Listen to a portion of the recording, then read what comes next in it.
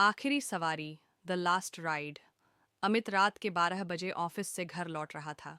सड़कें सुनसान थीं और उसे कोई वाहन नहीं दिख रहा था।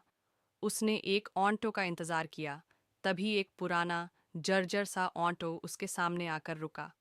बिना कोई सवाल किए, ड्राइवर ने इशारे से उसे बैठने के लिए कहा।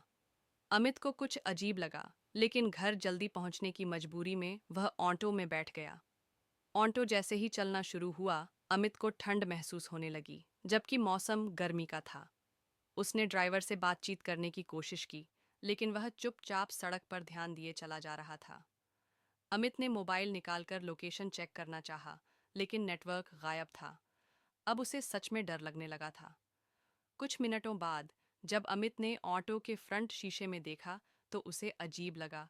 ड्राइवर की परछाई शीशे में दिखाई ही नहीं दे रही थी। उसका दिल जोर जोर से धड़कने लगा। उसने घबराकर पूछा, भाई, कहाँ ले जा रहे हो?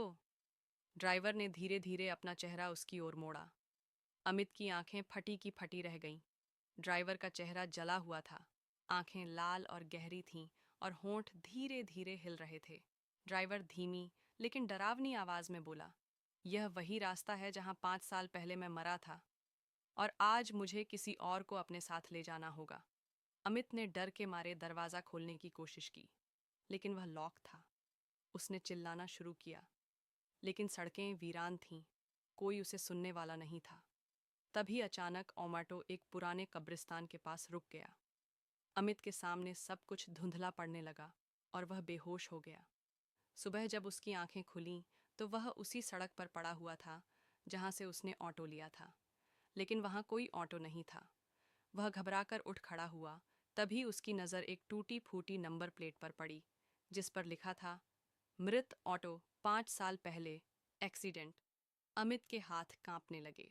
उसने अपनी हथेलियों की ओर देखा, जहां ड्राइवर के जले हुए हाथों के निशान अब भी मौजूद थे। क्या अमित की आत्मा अब उस ऑटो में फंस गई?